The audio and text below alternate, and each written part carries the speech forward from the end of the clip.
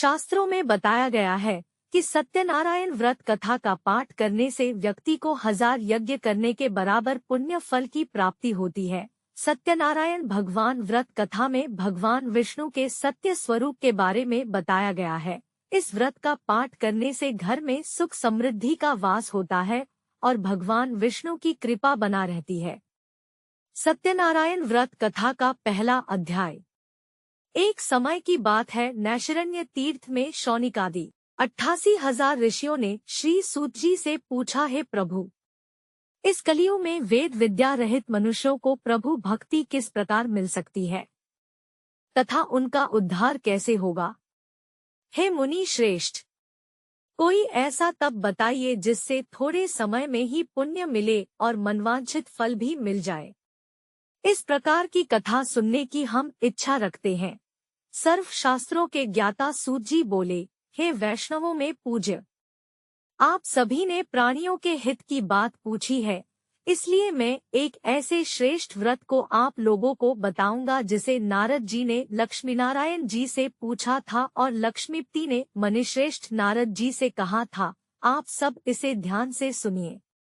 एक समय की बात है, योगीराज नारद जी दूसरों के हित की इच्छा लिए अनेकों लोकों में घूमते हुए मृत्युलोक में आ पहुँचे। यहाँ उन्होंने अनेक योनियों में जन्मे प्राय सभी मनुष्यों को अपने कर्मों द्वारा अनेकों दुखों से पीड़ित देखा।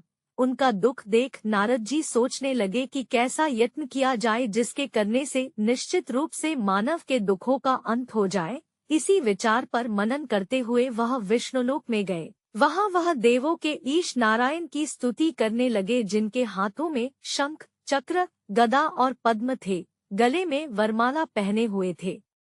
स्तुति करते हुए नारद जी बोले, हे भगवान, आप अत्यंत शक्ति से संपन्न हैं, मन तथा वाणी भी आपको नहीं पा सकती है। आपका आदि, मध्य तथा अंत नहीं है। निर्गुण स्वरूप सृष्टि के कारण भक्तों के दुख को दूर करने वाले हैं। आपको मेरा नमस्कार है। नारद जी की स्तुति सुन विष्णु भगवान बोले, हे मुनिश्रेष्ठ, आपके मन में क्या बात है? आप किस काम के लिए पधारे हैं? उसे संकोच कहो। इस पर नारद मुनि बोले कि मृत्युलोक में अनेक योनियों में जन्मे मनुष्य अपने कर्मों के द्वारा अनेकों दुख से दुखी हो रहे हैं। हे नाथ, आप मुझ पर दया रखते हैं तो बताइए कि वो मनुष्य थोड़े प्रयास से ही अपने दुखों से कैसे छुटकारा पा सकते हैं। श्रीहरि बोले, हे नारद, मनुष्यों की भलाई के लिए तुमने बहुत अच्छी बात पूछी है, जिसके करने से मनुष्य मोह से छूट जाता है। वह बात मैं कहता हूँ, उसे सुनो। स्वर्ग लोक व मृत्युलोक दोनों में एक दुर्लभ उत्तम व्रत है जो पुण्य देने वाला है। आज प्रेमवश होकर मैं उसे तुमसे कहता हूँ। श्री सत्यनारायण भगवान का यह व्रत अच्छी तरह विधान पूर्वक करके मनुष्य तुरंत ही यहाँ सुख भोग कर मरने पर मोक्ष पाता है। श्रीहरि के वचन सुन नारद जी बोले कि उस व्रत का फल क्या है और उसका विधान क्या है? यह व्रत किसने किया था? इस व्रत को किस दिन करना चाहिए? सभी कुछ विस्तार से बताएं। नारद की बात सुनकर श्रीहरि बोले, दुख व शोक को दूर करने वाला यह सभी स्थानों पर विजय दिलाने वाला है। मानव को भक्ति व श्रद्धा के साथ शाम को श्री सत्यनारायण की पूजा धर्म परायण होकर ब्राह्मणों व बंधुओं के साथ करनी चाहिए। भक्ति भाव से ही नैवेद्य, केले का फल, घी, दूध और गेहूं का आटा सवाया ले। गेहूं के स्थान पर साठी का आटा, शक्कर तथा गुड़ लेकर वह सभी भक्षण योग्य पदार्थों को मिलाकर भगवान का भोग लगाए। ब्राह्मणों सहित बंधु बांधवों को भी भोजन कराएं। उसके बाद स्वयं भोजन करें। भजन कीर्तन के साथ भगवान की भक्ति में लीन हो जाएं। इस तरह से सत्यनारायण भगवान का यह व्रत करने पर मनुष्य की सारी इच्छाएं निश्चित रूप से पूरी होती है। इस कली काल अर्थात कलयुग में मृत्युलोक में मोक्ष का यही एक सरल उपाय बताया गया है। श्री सत्यनारायण व्रत कथा का पहला अध्याय संपूर्ण बोलिए श्री सत्यनारायण भगवान की जय। सत्यनारायण भगवान की व्रत कथा का दूसरा अध्याय। सूत जी बोले, हे ऋषियों, जिसने पहले समय में इस व्रत को किया था उसका इतिहास कहता हूँ, ध्यान से सुनो। सुंदर काशीपुरी नगरी में एक अत्यंत निर्धन ब्राह्मण रहता था। भूख प्यास से परेशान वह धरती पर घूमता रहता था।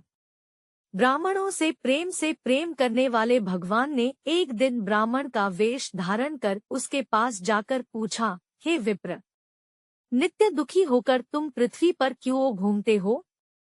दीन ब्राह्मण बोला, मैं निर्धन ब्राह्मण हूँ, भिक्षा के लिए धरती पर घूमता हूँ, हे भगवान। यदि आप इसका कोई उपाय जानते हो तो बताइए। वृद्ध ब्राह्मण कहता है कि सत्यनारायण भगवान मनोवांछित फल देने वाले हैं, इसलिए तुम उनका पूजन करो। इसे करने से मनुष्य सभी दुखों से मुक्त हो जाता है। वृद्ध ब्राह्मण बनकर आए सत्यनारायण भगवान उस निर्धन ब्राह्मण को व्रत का सारा विधान बताकर अंतर्धान हो गए। ब्राह्मण मन ही मन सोचने लगा कि जिस व्रत को वृद्ध ब्राह्मण करने को कह गया है, मैं उसे जरूर करूँगा। यह निश्चय करने के बाद उसे रात में नींद नहीं आई। वह सवेरे उठकर सत्यनारायण भगवान के व्रत का निश्चय कर भिक्षा के लिए चला गया। उस दिन निर्धन ब्राह्मण को भिक्षा में बहुत धन मिला, जिससे उसने बंधु बांधवों के साथ मिलकर श्री सत्यनारायण भगवान का व्रत संपन्न किया। भगवान सत्यनारायण का व्रत संपन्न करने के बाद वह निर्धन ब्राह्मण सभी दुखों से छूट गया और अनेक प्रकार की संपत्तियों से युक्त हो गया। उसी समय से यह ब्राह्मण हर माह इस व्रत को करने लगा। इस तरह से सत्यनारायण भगवान के व्रत को जो मनुष्य करेगा वह सभी प्रकार के पापों से छूटकर मोक्ष को प्राप्त होगा। जो मनुष्य इस व्रत को करेगा वह भी सभी दुखों से मुक्त हो जाएगा। सूची बोले कि इस तरह से नारद जी से नारायण जी का कहा हुआ श्री सत्यनारायण व्रत को मैंने तुमसे कहा। हे विप्रो, मैं अब और क्या कहूँ? ऋषि बोले, हे मुनिवर, संसार में उस विप्र से सुनकर और किस किस ने इस व्रत को किया, हम सब इस बात को सुनना चाहते हैं। इसके लिए हमारे मन में श्रद्धा का भाव है। सूची बोले, हे मुनियों, जिस जिसने इस व्रत को किया है वे सब सुनो। एक समय वही विप्र धन व ऐश्वर्य के अनुसार अपने बंधु बांधवों के साथ इस व्रत को करने को तैयार हुआ। उसी समय एक लकड़ी बेचने वाला बूढ़ा आदमी आया और लकड़ियां बाहर रखकर अंदर ब्राह्मण के घर में गया। प्यास से दुखी वह लकड़हारा उनको व्रत करते देख विप्र को नमस्कार कर पूछने लगा कि आप यह क्या कर रहे हैं? तो उन्होंने बताया कि व्रत कर रहा हूँ तथा इसे करने से क्या फल मिलेगा, कृपया मुझे भी बताएं। ब्राह्मण ने कहा कि सब मनोकामनाओं को पूरा करने वाला यह सत्यनारायण भगवान का व्रत है। इनकी कृपा से ही मेरे घर में धन धान्य आदि की वृद्धि हुई है। विप्र से सत्यनारायण व्रत या के बारे में जानकर लकड़हारा बहुत प्रसन्न हुआ। चरणामृत लेकर व प्रसाद खाने के बाद वह अपने घर गया। लकड़हारे ने अपने मन में संकल्प किया कि आज लकड़ी बेचने से जो धन मिलेगा उसी से श्री सत्यनारायण भगवान का उत्तम व्रत करूंगा। मन में इस विचार को ले बूढ़ा आदमी सिर पर लकड़ियां रख उस नगर में बेचने गया जहां धनी लोग ज्यादा रहते थे। उस नगर में उसे अपनी लकड़ियों का दाम पहले से 4 गुना अधिक मिलता है। बूढ़ा प्रसन्नता के साथ दाम लेकर केले, शक्कर, घी, दूध, दही और गेहूं का आटा ले और सत्यनारायण भगवान के व्रत की अन्य सामग्रियां लेकर अपने घर गया। वहां उसने अपने बंधु बांधवों को बुलाकर विधि विधान से सत्यनारायण भगवान का पूजन और व्रत किया। इस व्रत के प्रभाव से वह बूढ़ा लकड़हारा धन पुत्र आदि से युक्त होकर संसार के समस्त सुख भोग अंतकाल में बैकुंठ धाम चला गया। श्री सत्यनारायण व्रत कथा का दूसरा अध्याय संपूर्ण बोलिए श्री सत्यनारायण व्रत कथा का तीसरा अध्याय। सूची बोले, हे श्रेष्ठ मुनियों, अब आगे की कथा कहता हूँ। पहले समय में उल्कामुख नाम का एक बुद्धिमान राजा था। वह सत्यवक्ता और जितेंद्रिय था। प्रतिदिन देव स्थानों पर जाता और निर्धनों को धन देकर उनके कष्ट दूर करता था। उसकी पत्नी कमल के समान मुख वाली तथा सती साध्वी थी। भद्रशिला नदी के तट पर उन दोनों ने श्री सत्यनारायण भगवान का व्रत किया। उसी समय साधु नाम का एक वैश्य आया। उसके पास व्यापार करने के लिए बहुत सा धन भी था। राजा को व्रत करते देखकर वह विनय के साथ पूछने लगा, हे राजन, भक्तिभाव से पूर्ण होकर आप यह क्या कर रहे हैं? मैं सुनने की इच्छा रखता हूँ तो आप मुझे बताएं। राजा बोला, हे साधु, अपने बंधु बांधवों के साथ पुत्रादि की प्राप्ति के लिए एक महाशक्तिमान श्री सत्यनारायण भगवान का व्रत व पूजन कर रहा हूँ। राजा के वचन सुन साधु आदर से बोला, हे राजन, मुझे इस व्रत का सारा विधान कहिए। आपके कथनानुसार मैं भी इस व्रत को करूँगा। मेरी भी संतान नहीं है और इस व्रत को करने से निश्चित रूप से मुझे संतान की प्राप्ति होगी। राजा से व्रत का सारा विधान सुन व्यापार से निवृत्त हो वह अपने घर गया। साधु वैश्य ने अपनी पत्नी को संतान देने वाले इस व्रत का वर्णन कह सुनाया और कहा कि जब मेरी संतान होगी तब मैं इस व्रत को करूँगा। साधु ने इस तरह के वचन अपनी पत्नी लीलावती से कहे। एक दिन लीलावती पति के साथ आनंदित हो सांसारिक धर्म में प्रवृत्त होकर सत्यनारायण भगवान की कृपा से गर्भवती हो गई। 10वें महीने में उसके गर्भ से एक सुंदर कन्या ने जन्म लिया। दिनों दिन वह ऐसे बढ़ने लगी जैसे कि शुक्ल पक्ष का चंद्रमा बढ़ता है। माता पिता ने अपनी कन्या का नाम कलावती रखा। एक दिन लीलावती ने मीठे शब्दों में अपने पति को याद दिलाया कि आपने सत्यनारायण भगवान के जिस व्रत को करने का संकल्प किया था उसे करने का समय आ गया है। आप इस व्रत को करिए। साधु बोला कि हे प्रिय, इस व्रत को मैं उसके विवाह पर करूँगा। इस प्रकार अपनी पत्नी को आश्वासन देकर वह नगर को चला गया। कलावती पिता के घर में रह वृद्धि को प्राप्त हो गई। साधु ने एक बार नगर में अपनी कन्या को सखियों के साथ देखा तो तुरंत ही दूत को बुलाया और कहा कि मेरी कन्या के योग्य वर देख कर आओ। साधु की बात सुनकर दूत कंचन नगर में पहुंचा और वहां देखभाल कर लड़की के सुयोग्य वाणिक पुत्र को ले आया। सुयोग्य लड़के को देख साधु ने बंधु बांधवों को बुलाकर अपनी पुत्री का विवाह कर दिया। लेकिन दुर्भाग्य की बात ये कि साधु ने अभी भी श्री सत्यनारायण भगवान का व्रत नहीं किया। इस पर श्री भगवान क्रोधित हो गए और श्राप दिया कि साधु को अत्यधिक दुख मिले। अपने कार्य में कुशल साधु बनिया जमाई को लेकर समुद्र के पास स्थित होकर रत्नासारपुर नगर में गया। वहां जाकर दामाद सुर दोनों मिलकर चंद्रकेतु राजा के नगर में व्यापार करने लगे। एक दिन भगवान सत्यनारायण की माया से एक चोर राजा का धन चुराकर भाग रहा था। उसने राजा के सिपाहियों को अपना पीछा करते देख चुराया हुआ धन वहां रख दिया जहां साधु अपने जमाई के साथ ठहरा हुआ था। राजा के सिपाहियों ने साधु वैश्य के पास राजा का धन पड़ा देखा तो वह ससुर जमाई दोनों को बांधकर प्रसन्नता से राजा के पास ले गए और कहा कि उन दोनों चोरों हम पकड़ लाए हैं, आप आगे की कार्यवाही की आज्ञा दें।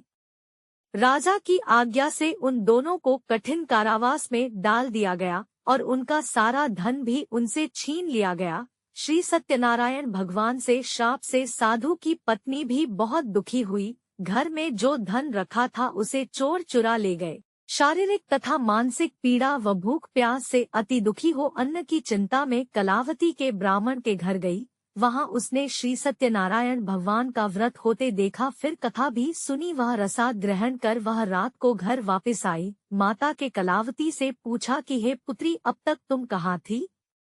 तेरे मन में क्या है? कलावती ने अपनी माता से कहा, हे माता, मैंने एक ब्राह्मण के घर में श्री सत्यनारायण भगवान का व्रत देखा है। कन्या के वचन सुन लीलावती भगवान के पूजन की तैयारी करने लगी। लीलावती ने परिवार व बंधुओं सहित सत्यनारायण भगवान का पूजन किया और उनसे वर मांगा कि मेरे पति तथा जमाई शीघ्र घर आ जाएं। साथ ही यह भी प्रार्थना की कि हम सबका अपराध क्षमा करें।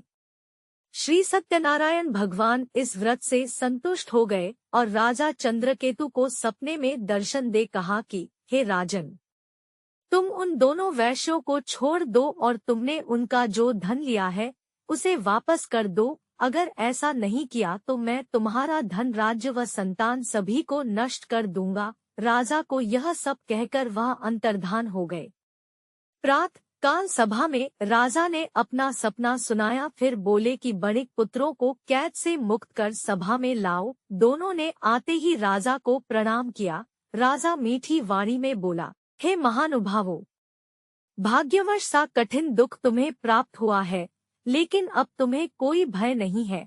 सात्यः राजा ने उन दोनों को नए वस्त्राभूषण भी पहनाए और जितना धन उनका लिया था उससे दुगुना धन वापस कर दिया। दोनों वैश्य अपने घर को चल दिए। श्री सत्यनारायण व्रत कथा का 3रा अध्याय संपूर्ण। बोलिए श्री सत्यनारायण भगवान की जय। सत्यनारायण भगवान की व्रत कथा का 4था अध्याय। सूची बोले, वैश्य ने मंगलाचार कर अपनी यात्रा आरंभ की और अपने नगर की ओर चल दिए। उनके थोड़ी दूर जाने पर एक दंडी वेशधारी श्री सत्यनारायण ने उनसे पूछा, हे साधु, तेरी नाव में क्या है? अभिवाणी वणिक हंसता हुआ बोला, हे दंडी, आप क्यों पूछते हो? क्या धन लेने की इच्छा है? मेरी नाव में तो बेल व पत्ते भरे हुए हैं। वैश्य के कठोर वचन सुन भगवान बोले, तुम्हारा वचन सत्य हो। दंडी ऐसे वचन कह वहां से दूर चले गए। कुछ दूर जाकर समुद्र के किनारे बैठ गए। दंडी के जाने के बाद साधु वैश्य ने नित्य क्रिया के पश्चात नाव को ऊंची उठते देखकर अचंभा माना और नाव में बेलपत्ते आदि देख वह मूर्छित हो जमीन पर गिर पड़ा। मूर्छा खुलने पर वह अत्यंत शोक में डूब गया। तब उसका दामाद बोला कि आप शोक न मनाएं, यह दंडी का शाप है, इसलिए हमें उनकी शरण में जाना चाहिए, तभी हमारी मनोकामना पूरी होगी। दामाद की बात सुनकर वह दंडी के पास पहुंचा और अत्यंत भक्तिभाव नमस्कार करके बोला, मैंने आपसे जो जो असत्य वचन कहे थे उनके लिए मुझे क्षमा दे। ऐसा कहकर महान शोकातुर हो रोने लगा। तब दंडी भगवान बोले, हे वणिक पुत्र, मेरी आज्ञा से बार बार तुम्हें दुख प्राप्त हुआ है। तू मेरी पूजा से विमुख हुआ। साधु बोला, हे भगवान, आपकी माया से ब्रह्मा आदि देवता भी आपके रूप को नहीं जानते, तब मैं अज्ञानी कैसे जान सकता हूँ? आप प्रसन्न होइए, अब मैं सामर्थ्य के अनुसार आपकी पूजा करूँगा। मेरी रक्षा करो और पहले के समान नौका में धन भर दो। साधु वैश्य के भक्तिपूर्वक वचन सुनकर भगवान प्रसन्न हो गए और उसकी इच्छानुसार वरदान देकर अंतर्धान हो गए। ससुर जमाई जब नाव पर आए तो नाव धन से भरी हुई थी। फिर वहीं अपने अन्य साथियों के साथ सत्यनारायण भगवान का पूजन कर अपने नगर को चल दिए। जब नगर के नजदीक पहुँचे तो दूत को घर पर खबर करने के लिए भेज दिया। दूत साधु की पत्नी को प्रणाम कर कहता है कि मालिक अपने दामाद सहित नगर के निकट आ गए हैं। दूत की बात सुन साधु की पत्नी लीलावती ने बड़े हर्ष के साथ सत्यनारायण भगवान का पूजन कर अपनी पुत्री कलावती से कहा कि मैं अपने पति के दर्शन को जाती हूँ, तू कार्य पूर्ण कर शीघ्र आ जा।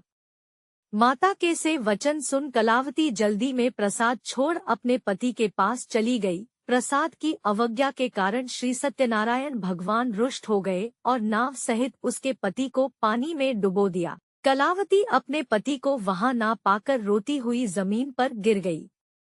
नौका को डूबा हुआ देख व कन्या को रोता देख साधु दुखी होकर बोला कि हे प्रभु, मुझसे तथा मेरे परिवार से जो भूल हुई है उसे क्षमा करें। साधु के दीन वचन सुनकर श्री सत्यनारायण भगवान प्रसन्न हो गए और आकाशवाणी हुई, हे साधु, तेरी कन्या मेरे प्रसाद को छोड़कर आई है, इसलिए उसका पति अदृश्य हो गया है। यदि वह घर जाकर प्रसाद खाकर लौटती है तो इसे इसका पति अवश्य मिलेगा।